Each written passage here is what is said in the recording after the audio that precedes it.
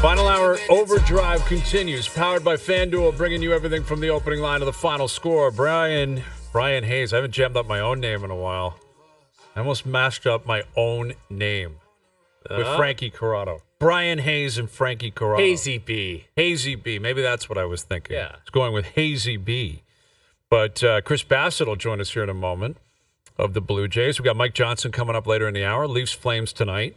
Right? Should be an electric crowd, I would think, on TSN 4. It will be. Yeah. Always is. It will be. Yep. And then Leafs in Seattle Thursday and Vancouver on Saturday. It's a good opportunity, man, to just keep winning games, keep banking points. Like, it feels like teams in the Eastern Conference have traded going streaking. You know, like Detroit's won games, Columbus has won games, New York's playing better, although they're out of it.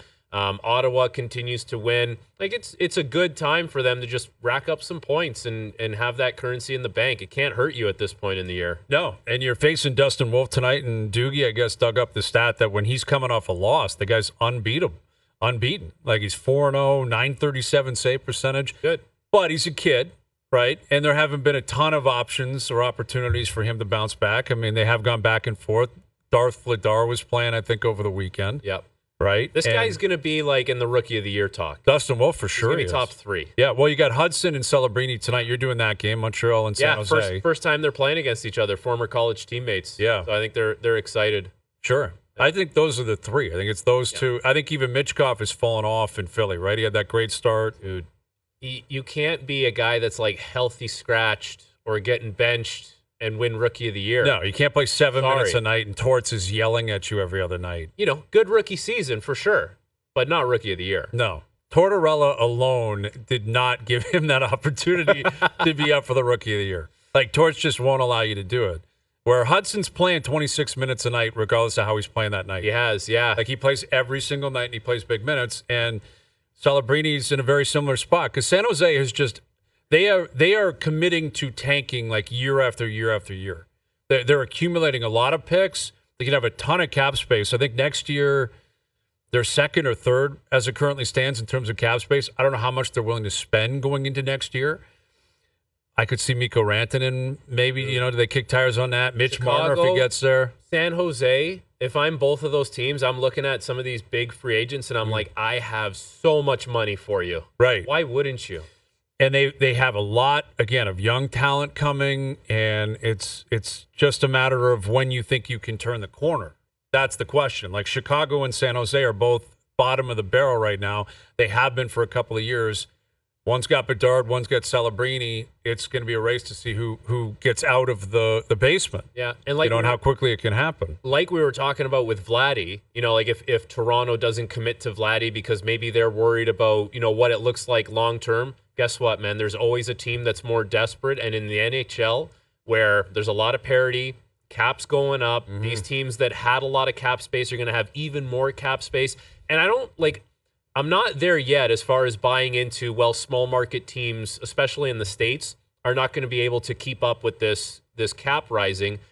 It wouldn't be going up if they weren't in a healthy position financially, all these teams. And if there's one thing that we've learned about Gary Bettman over the years, is that he is willing to protect the slowest moving of his assets. Like the teams that are the small market teams, he is willing to protect those guys first and foremost. He doesn't have to worry about the Toronto, New York.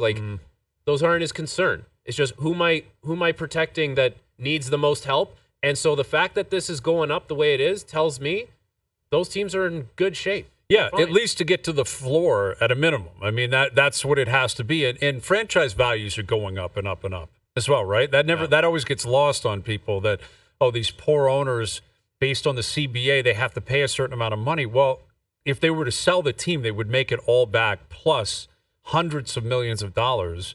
And I saw someone tweet out earlier, courtesy of Spotrac, which is a website that tracks contracts, around sports or across sports.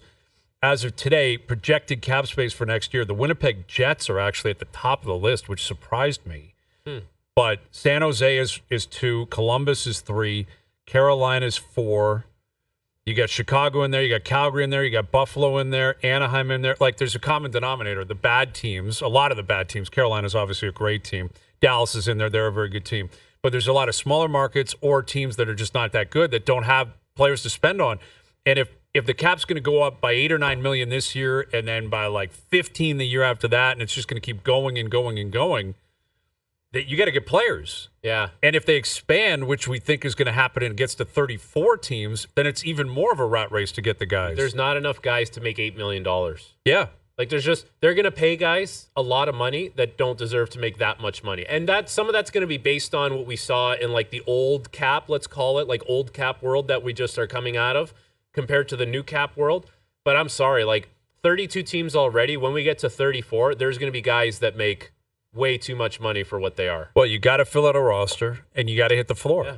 And if you're a new team, a new owner, you probably want to spend, and the expansion rules are obviously different now with what happened with Vegas and Seattle.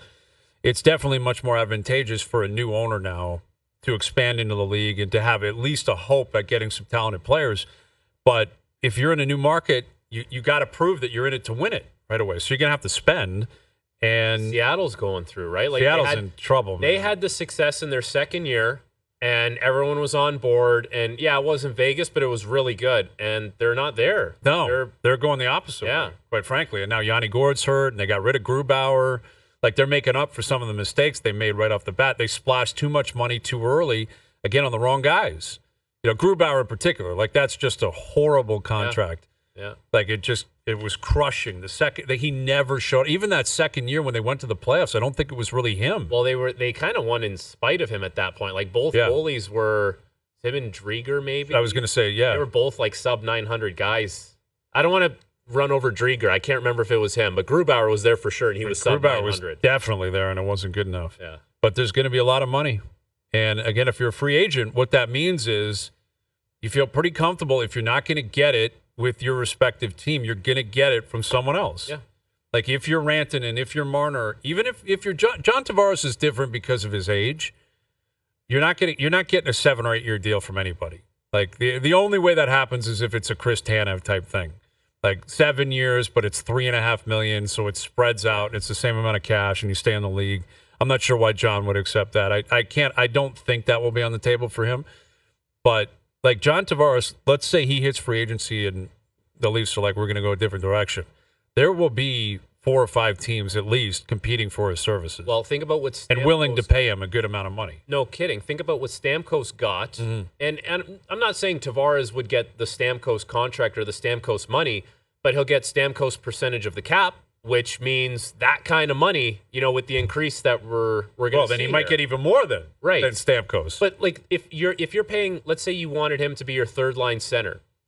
Traditionally, under this, you know, this cap that we've been living in, it's like you could give your third line center 5% of the cap and be okay with that. That's what, like $5 to $6 million somewhere in that less range. than that if it's 88. But yeah, it's like 4.2, something like that. Right.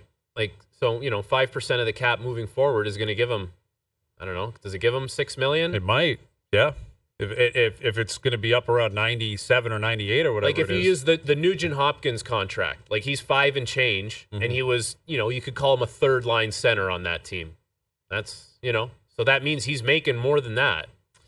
Yeah, and the way you can squeeze even more money is if you're going to a team that needs to spend, right, that has so much cap room, they have to fill it out, and is in a desperate position because they don't ever sign free agents. Now, the thing that could change that, if John has made a lot of money, and if he looks at it and says, a little bit of like a Brandon Saad, hey, do I need to go for the most money, or do I want to stay in Toronto, or do I want to win a championship? Like, you're weighing all of those things as well. Absolutely. He might be at the point where he's like, it's just Toronto and no one else. Yeah. But if Toronto says, sorry, it's not us, then he's gonna play somewhere. Well, I mean, Toronto, I think, would say, it's us, but this is the dollar amount, and it's a little more modest. Yeah. I don't think they would completely shut the door. I guess I don't know, man. I don't know. I think you got to play the playoffs, and I look at it through my lens.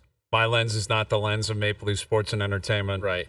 Brendan Shanahan, the way that he's operated and the way that they've run this team is that they generally have just committed to these guys. They love these guys. I'm preparing for that. I think every Leaf fan should prepare for it, regardless of what happens come playoff time. You prepare for Marner and Tavares to return.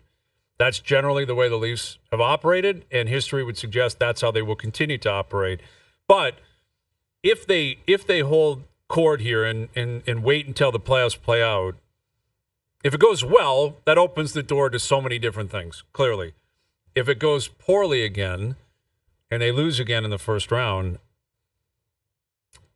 I mean, I would look at that and say this is an opportunity to completely reshape my team.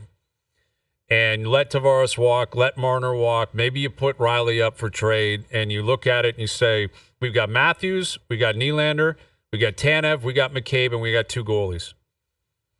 What else do we got? I think you're going to keep Nyes, clearly. Yeah.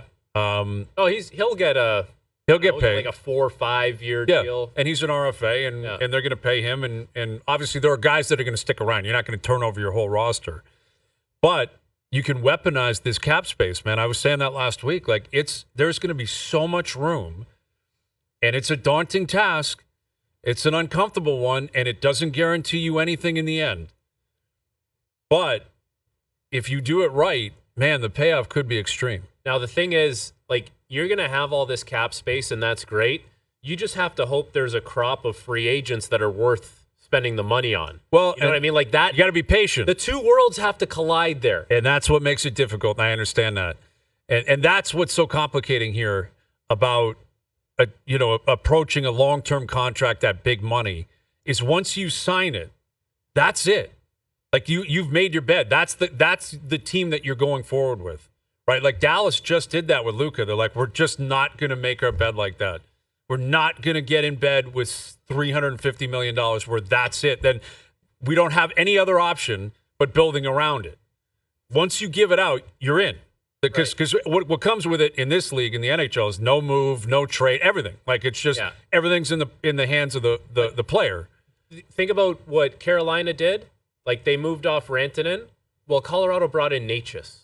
So they still brought in a player that keeps them right in the thick of things. Yes. Luka moves on from Dallas. Well, they brought in Anthony Davis. So, like, they still have That's something. the thing about free agency. As much as you have the money, I understand. The worlds have to collide, Jerry. Worlds have to collide. And you got to have trust that you can get the right players and that they're going to sign and that you're going to make the right trades. Maybe that you have players coming through the farm system. I get it's very complicated. And I'm living in this idealistic world, but I guess what I'm saying is I hope everything's on the table, and we'll see how it all plays out. Now, like we've been talking a lot about pitchers and catchers arriving because of the Vladdy negotiations, but also because of all of the moves the Blue Jays have been making recently, including late last week signing Max Scherzer to a 1-year deal. And pitchers and catchers report next Thursday, which means the guy on the line right now, he's preparing for that. And you're convinced, Frankie, athletes in 2025, they're already in game shape. Well, no one's trying to lose weight. No one's trying to get into the gym last minute and make sure that they're toned. Dude, let's just say this guy on the line, he's not sweating it out in a sauna trying to shed every last morsel of weight. This guy's dialed in and he's ready to go. Okay, here's Blue Jays starting pitcher Chris Bassitt back on OverDrive. Can you confirm that, Chris? You're in tip-top shape and you're ready for the scale, ready for the physical day one of spring training. Yeah, I'm always the opposite guy where I get yelled at for being underweight because I'm chasing 2 kids around and things like that. So, never too worried about being in shape. It's more so trying to get fat, trying to get the dad bod, so to speak. I heard you talking about Luka, so I'm trying to be more like Luka. That's the play, man. Everyone's trying to be like Luka now, right? Yeah. Especially in LA, he's got That's Hollywood. Right.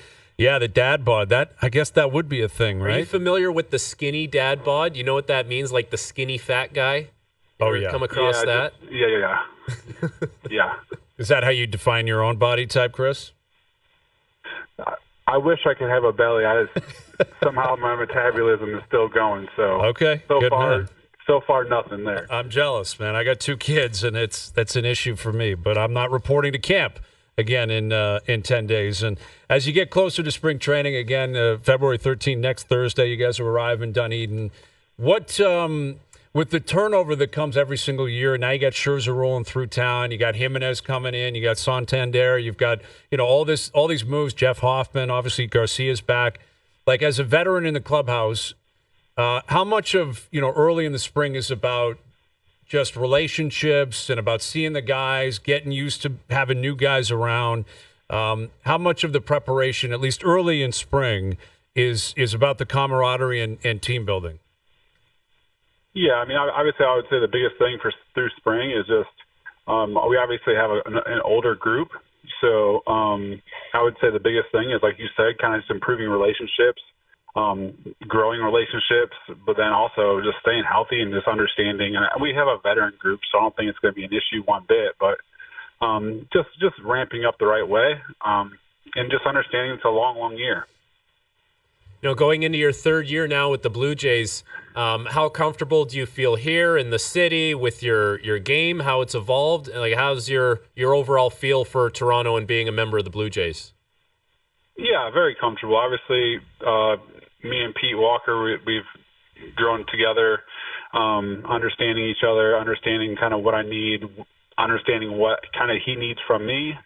And then obviously the relationships with all the other starters and all the other players. So it's nice to just walk into spring training and just have to learn like 2 or 3 names, or just understanding, so to speak, everyone else in the clubhouse. That's a nice feeling.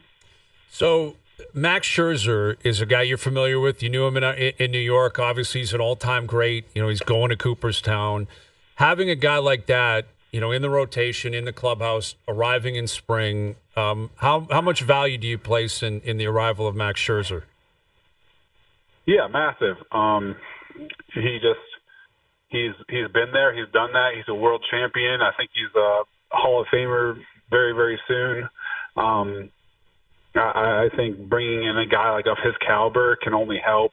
I mean, even the veteran guys, I think baseball is kind of one of those things where if you stop learning, so to speak, then you're kind of falling behind. So I think the biggest thing is kind of bringing those guys in that can continue to push you and continue understanding kind of the game more than what you even know. So I understood a lot of baseball, and then I got around him in New York, and then all of a sudden I felt like I was a rookie again. So I think he's going to really help not just our pitchers, but like I said, Pete, he's going to help our front office. He's going to help a lot of people out. You talked about this being a veteran group and guys, leaning on each other. And how much talk has there been over the offseason about, just getting back into the mix, climbing up the standings? Is there a level of excitement around the group coming into this season? Yeah, I mean, I would say, obviously there was a lot of pissed off people last year. And the reality was, I think it was just not so much mad at each other or anything like that. It was more so just mad at the situation. And we fully expected to compete for a World Series, and we just fell short of that. So the reality of it all is, I think it's just more so excitement for this year and just getting back to what we kind of think we should be. We're chatting with Blue Jays starter Chris Bassitt. The turnover, obviously, not only Scherzer. I mentioned Jeff Hoffman's coming in. Garcia's back in the bullpen. You sign Santander. There's a belief that Ross and the front office is still pursuing other guys who are out there in free agency. Last year you win 74 games. You just said everyone's kind of pissed off. You fell short of expectations. The additions that have been made this offseason, how much value do you place in them? How much better of a team do you believe you guys are on paper today compared to maybe game 162 in September? Yeah, I mean, a lot better. I think it's kind of night and day, just in the aspect of obviously Santander's an absolute massive upgrade for kind of what we needed and what we were dealing with. And then obviously adding the pieces in the bullpen and so just like adding Max Scherzer and things like that. I mean, yeah, I think we're a much better team. We're a much better team now than we were. Well, and I should mention Jimenez coming in, Andreas Jimenez as well, as a starter, as a pitcher, A+++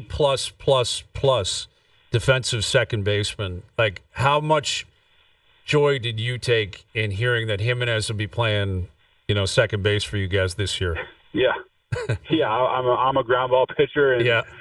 Man, when we went to Cleveland and saw him play, it was like, holy moly! I mean, I think we could potentially have. I don't think it's a stretch at all. I think we have the 2 best defenders in all of baseball with Varsho and him. So, luckily we have one in the infield and one in the outfield. So, yeah, I think it's going to be a really fun year for the pitchers of just trusting the defense and just letting them kind of do their thing.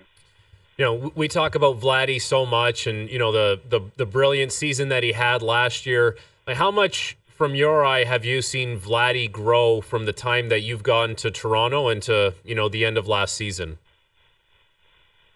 Yeah, I mean it's crazy how good he is and how young he is. Just there's so much like back and forth when it comes to baseball. When it comes to, you think you have the game figured out, then all of a sudden it's like the pitchers are like, wait a second, no, we're going to figure you out again. So for him to kind of go the ups and downs, understanding kind of what he needs off the field, understanding what he needs training room wise, strength training wise, and for him just to grow in all those categories so fast at a young age, it's very, very impressive. And I think obviously the sky is the absolute limit for him and what he could possibly become. Because, I mean, he's already one of the best players in the world, and I think he can be better, honestly.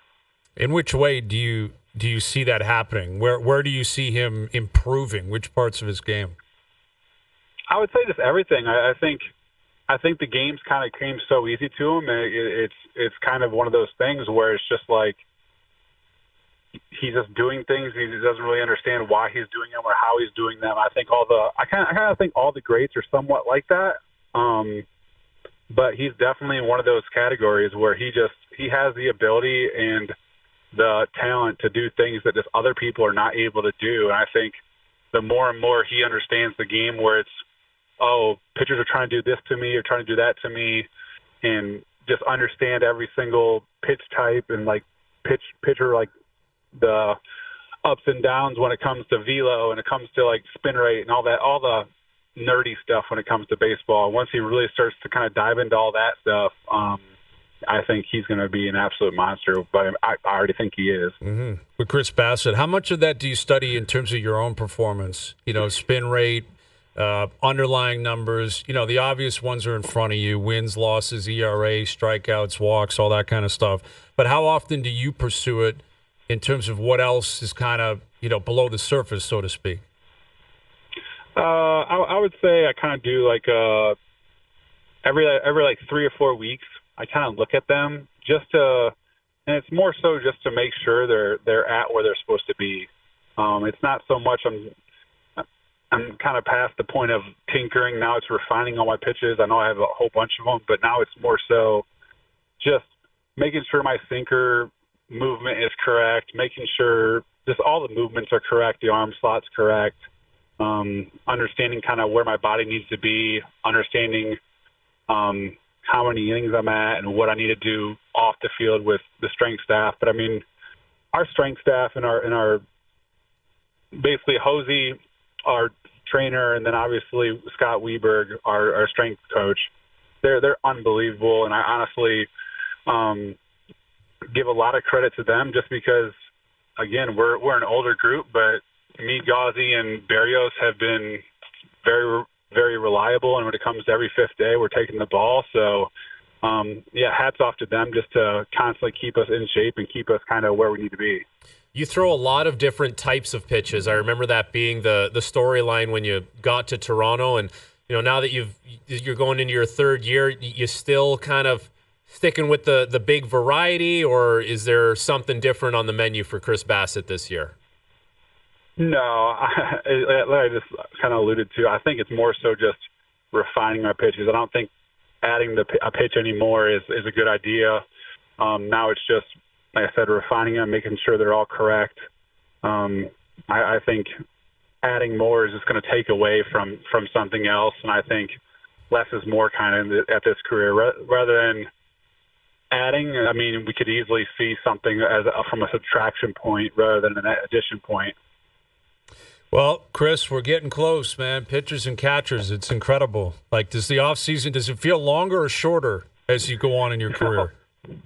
No, it felt really long with no kids. Now with 2 kids, it feels like I blink and spring training's here. So, no, I love the off season and being able to spend time with family, but I'd be lying if I didn't say I'm itching to get back to playing every day. Absolutely. It'll be here before you know it. Good luck with that, and really appreciate you doing this. Thank you, Chris.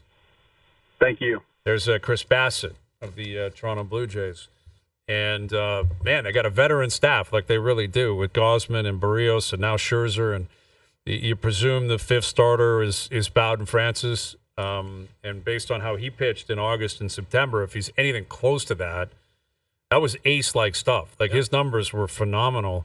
I think you got to be reasonable in terms of what you're expecting out of him this year.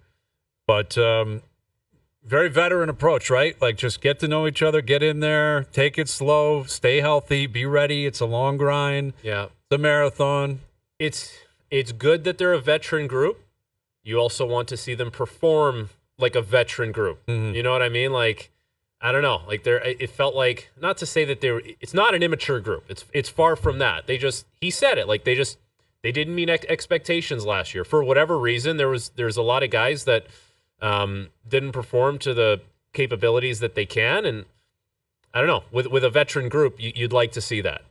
Well, in terms, I'd be curious to see the number, and I don't know this. I would have to believe they're one of the 5 or 6 most expensive rotations in baseball, and it's a top 10 payroll. Like, they're being paid a lot of money, and it's spread out. But like, Gausman's making money, Bassett's making 20, I think Barrios is making 25, Scherzer's in here making 15. Francis won't be making much money, but the 4 veterans would be making $80 million combined. Yeah. You know, something like that. Like, it's a lot of money that's being directed towards that rotation. Oh, and you got to get what you pay for. In a league that's almost two-tiered of teams that have money and teams that don't, they are way closer to the teams that have money and are willing to spend money. Absolutely. When we know they're willing to spend, right? Like, they just haven't been able to catch the big fish. Yeah, for sure. All right, Leafs Flames tonight on TSN 4, and Mike Johnson will join us to tee up that game. We'll catch up with Johnny next. All right, Raptors Knicks tonight down at Scotiabank. Raptors only, 4.5-point dog, I think. RJ Barrett won't play. 5.5 now. But they're coming off a big win against the Clippers. They've been playing well recently. And the Leafs are out in Calgary playing the Flames tonight. So you got the Raptor game right in to the Maple Leaf game. Good timing. The perfect setup tonight. Game on TSN 4. Let's head out to Calgary. Here's our TSN hockey analyst, Mike Johnson. Johnny, what are you expecting in terms of Leaf fan representation tonight? I think it's going to be pretty strong. Although, Hayes, we had this conversation last week. I sided with Noodles.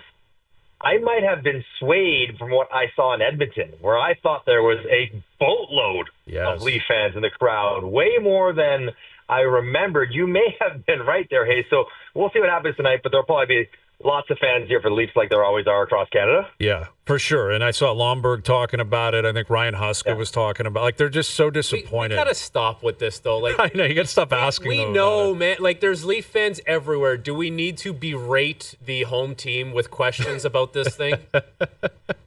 Like, wait, Frankie, when I played in Arizona, we didn't get to ask these questions when Detroit came to town. Hey, how about all those Red Wing fans? Did it bug you? No, we're just like, yeah, it's the reality. But when the Leafs came to town, we did get those questions. I don't know what it is about Toronto. I think people love that Toronto was hated. Yes. You know what I mean? Like, people like the Leafs, but they also thrive on the fact that Leafs are despised by some fan bases or some fans. And I think it's it's an easy story to latch on to. But you're right, like Lomberg, we got to shut him up, and it'd be great to shut him up. Like, whatever. Yeah, it is true, though. That is the essence of it. It's not the Maple Leafs, it's Toronto as well. And the fact that the Toronto media is asking, and everyone's buzzing about it, and people are going to show up where, to your point, like people in Arizona, they don't hate Detroit. They don't hate Boston or whatever. They might hate New York. Like, New York may play that role, possibly, but not Detroit. But here it is about, well, here comes Toronto and blah, blah, blah. Yet it sounds like it'll be Wolf against Woll tonight. And Marner could be out. Ekman-Larsson could be out. Game time decisions. If Marner's out and Domi steps in, how big of an opportunity is this for him to play with Matthews and Matthew Nyes? I mean, I think it's huge. And I think, Mitch Marner hasn't been on the ice in 2 straight days. So he may be a game time decision. But unless he has a wicked flu, if it's some sort of injury, and you don't skate since Saturday. He was on the ice at the end of the game on Saturday. And then he hasn't been on the ice since. So to take off Sunday, Monday, all day Tuesday, I would be surprised if he plays. And for Max, it's a massive opportunity. Somewhere he never said it. He never said it out loud, never carried himself like it. But somewhere in the back of his mind, he must have been thinking, man, I was top 5 in the league last year in primary assists Austin had 69 goals. We lit it up when we were together, and yet I haven't really got a sniff to play with him this year. I've been asked to play center. I've done it as best I can with a good attitude, but it's not his best position. This is his best position. Offensive line with a stud two-way centerman who could score boatloads of goals. That's where he's at his best. That's where Max Domi can sort of show value in his game and value on his contract. And he might only get one game run here. I don't know how long. If Marner doesn't play, he'll be out. But it's a huge opportunity to remind everyone, as the Leafs form their team down the stretch and who plays where and what they look like post-deadline, him playing in the top six, him playing with Matthews specifically, is a viable option. If you were Coach MJ and you had a little one-on-one sit-down with Max Domi, what would you tell him he needs to do tonight to have success? So, Max, if I'm talking to Max, I say, Max, your entire game is based off power, and I need more power out of your game. That doesn't mean you fighting people. That means you skating. You got to skate more with the puck, more assertively. Take the puck and stride to places that you're trying to get to. Then you can work the perimeter. Then you can work the edges in space. Then you can look for Austin. But you got to move. Get your moving. That's what I need to see from you. And if you do that, everything else will just make sense to you, whether to shoot, whether to pass, where to give to Austin, or whatever you're going to do with it. But you got to move. You got to be strong and confident and move with the puck decisively. If you do that, then the talent will take over. And if you play with those guys, you'll be successful. I don't think we brought this up yesterday, but Jake McCabe played 30 minutes on Saturday night. Yeah. 30 minutes. And they would have played every minute against McDavid if they could set it up that way. Man, this guy's playing well. And when he pairs with Tanev, it is a lights-out pairing. There's a lot of focus on Riley and who he's going to play with. But one thing you can't dispute, Johnny, is like Tanev and McCabe, that is just an outstanding pairing. And other teams, I'm sure, are terrified to go up against it. Is it Jomerson Oduya? It's got that vibe to it. It's got that vibe to it. Old school. It's not Seabrook and Keith, but when you put those two guys together who are mostly defensive, but they could completely impact a game with their defense. I mean, they went up against Connor and Leon for most of the game and did a good job throughout the entire game against those guys, which almost nobody can say. The real challenge is, Hayes, is you're right. And the coaches know it, and the organization knows it, and they we want to put those guys on the ice every other shift. The question is, what do we do? Who comes next? That's the issue right now. How do they make the most of whatever comes next? Because it's a lot easier if you say, okay, well, Jake, you play with Ekman Larson, and then Chris, you play with Morgan, and then we kind of spread the wealth a little bit. But if you want to load up, and it's a different way of loading up in two lockdown defensive guys, but also they don't just lock down defense, and Frank can appreciate this. You can be a defensive defenseman, but you can also be defensive for your own team. You can kill plays for your own squad. And these guys don't do that. They kill plays for the other team, but then they also facilitate offense for their own. But the other thing, if you're Craig Berube, I know it's super tight. You can't really think about the playoffs. I don't want to be riding those guys 30 minutes a night for 6 weeks heading into the playoffs, because that's what I'm doing once I get to the playoffs. I think both of them are older. Both of them are rugged, play hard minutes. They're not beautiful skaters, either one of them. I would be mindful of the minutes because I don't want to wear them out before we get to crunch time down the stretch. Johnny, no one could kill a play for his own team like me. Thank you. No one could send a grenade of a pass to a guy wide open for icing like me, buddy. No, I was thinking Jamie McCowan, my old man. Jamie. He could throw him off the glass by your ear with the best of them. Made a career and won multiple cups with it. The original 34, man. Matthews had to ask him for the number. It. Yeah, I thought he had to watch. Yeah.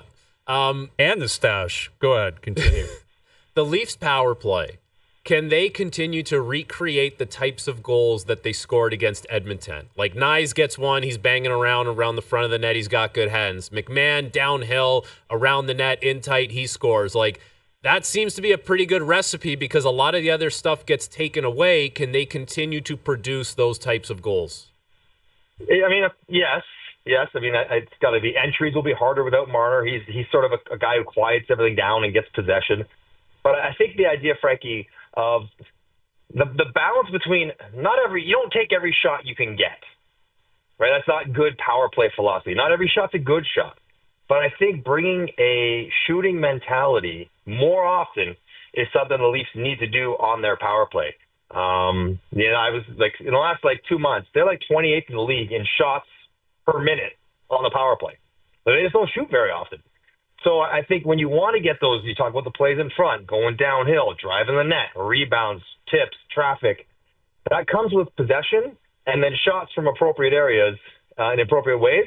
But, not always looking for that perfect through the seam, back door, because teams take that away. They're good at it. They understand what the Leafs are trying to do, and they make it difficult. So I think a shooting mentality will help them, Frankie, replicate what they did well against Edmonton. And, I just was prepping the game today, and the last 4 games, the Leafs score a power play goal, 4-0. The last 4 games where they don't, 0-4. They don't score a lot 5-on-5, right? So the power play has got to be a difference maker offensively, and when it is, they generally win. That's how important it is. But Mike Johnson, we had a confirm or deny earlier that I will propose to you. Confirm or deny both the Ottawa Senators and the Detroit Red Wings will make the playoffs. Deny.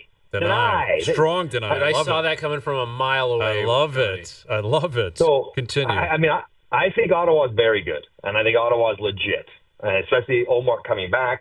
If he picks up where he left off before he was hurt, the fact that their game is founded in defense and not offense gives them staying power. I'm just worried about Detroit because when you go through a run where you're the best team in the league for 6 weeks after a new coach comes, and that gets you to 8th place by a point, at some point, that's going to cool down. At some point, it's going to go the other way, and they haven't built in enough buffer to get away with whatever that dry patch looks like for them. So I would just say one and not the other, and the one would very likely be Ottawa in my mind. All right, you want a little Jerry's after dark, Johnny? Yeah. All right. Spot Jerry's. Okay. Go for it. Boston, Tampa, New York. What is your Jerry's that 2 out of those 3 teams miss the playoffs? Ooh, I'd say good. That's a good one. 2 out of the 3, I'd say 65%. Well, we were right in the range. We said between 65 to 75%. Yeah, I think New York is a fine team, but, you're getting down to 25 games. They're 5, 6, 7 points out. There's 4 teams to get over. That's hard to do. Of course, the teams they need to get over, if they do get over, is one of those 2 teams you're just talking about. So one of those teams is not going to make it.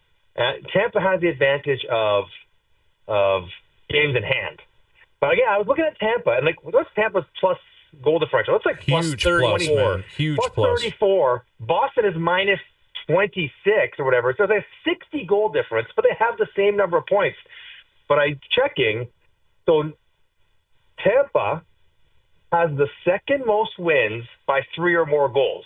So when they win, they pile it on 6-1, 5-2, 7-3, whatever it is. They are 26th in the league in 1-goal games. So they lose close ones, win huge ones, which is not sort of what you associate with a proven winning team like you think Tampa is. So I don't know if that's a great recipe. The close ones, they're not very good at. They don't get any depth scoring. They're built as top-heavy as Toronto with probably not quite as good of a defensive system. And that's why they're on the outside looking in. Kind of feel like they're going to get there. I'm almost more worried about Boston. But the numbers stack up in a strange way for Tampa this year. Yeah, those are fascinating numbers, man. Well, and like you said, we're running out of time here. It's at some point you just got to call it what it is. Like the Rangers are a great example of that. We were saying this earlier, Johnny. They haven't been in a playoff spot in months.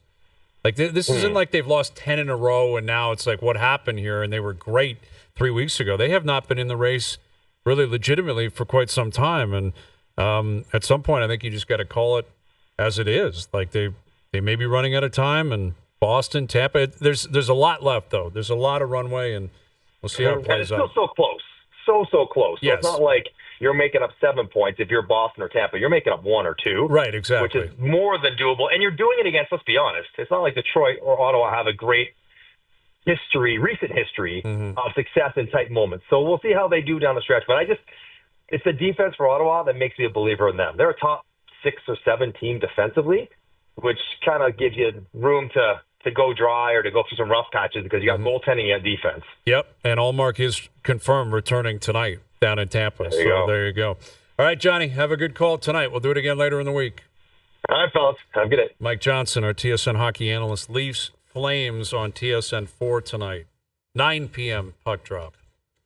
Eastern time. You like 9 Disappointing. p.m.? Like, I can do it 9 p.m. You like 9 p.m.? Actually, I love a 9 p.m. because I got 2 kids, as you know, bedtime. It kind of hover. It especially if I'm in the studio and I'm not going to get home until a certain time.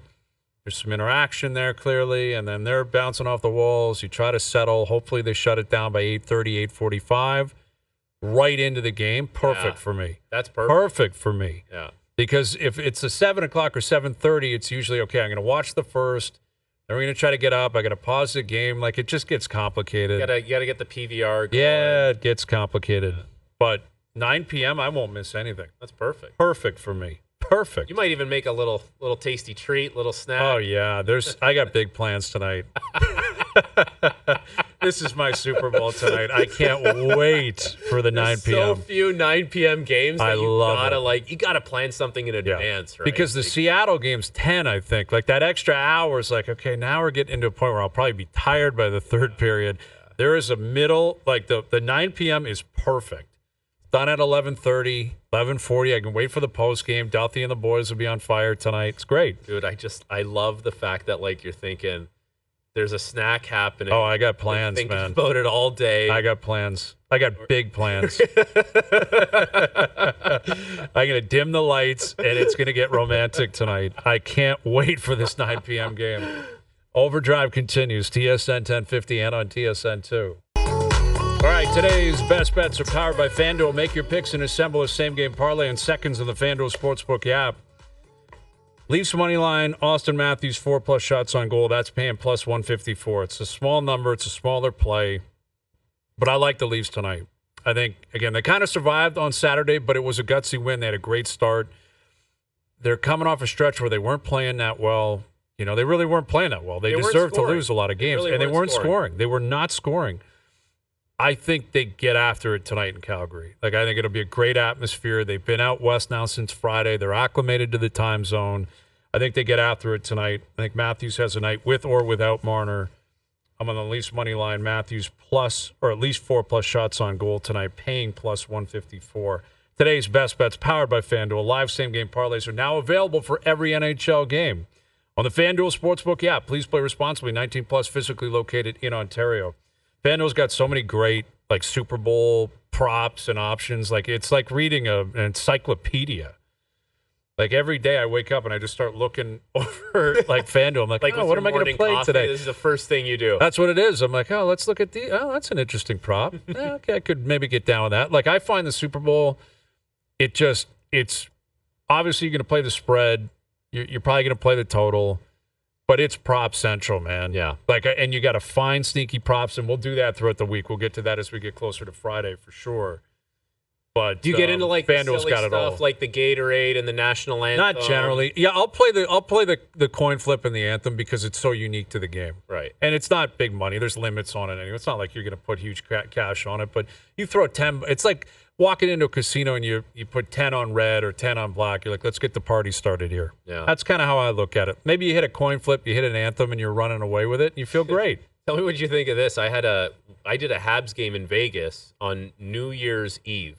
It was a 12 p.m., like noon local time start, but I was taking the red eye home afterwards because I'm like, I'm just going to get out of here.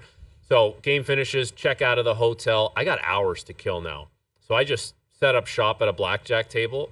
The highs and lows when you are committed to spending like 5 hours at a table. Oh, yeah. Like, you're up and you're winning, and you're like, I got 4 hours to kill, though. What am I going to do? Obviously, I'm going to keep playing, and then you get cleaned out. Like, just... Yeah. That's the thing about the casinos, man. Like, you got to know when to walk away. And then, but you're like, but where am I going to go? I know. That's the thing about Vegas. I'm not going anywhere. Yeah, exactly. You're here to play. You know, like, it's such a unique feeling. A casino in Vegas is just different, man. But, dude, when you set up shop, and then what happened was the table limit rose while I was sitting there. So if I got up to go to the bathroom, you're not grandfathered in anymore. Right. So then you're like, well, I guess I'm sitting here. And yeah. So that's sneaky when they start, like, elevating the limits, and you're like, because that's how it can get carried away one way or the other, right? Yeah. You're like, all right, I'm going to double down. All of a sudden, gets you, man. Oh, yeah. All right, Frankie. Enjoy yourself tonight. It's going to be a wild one here at TSN. Lots of games on the network.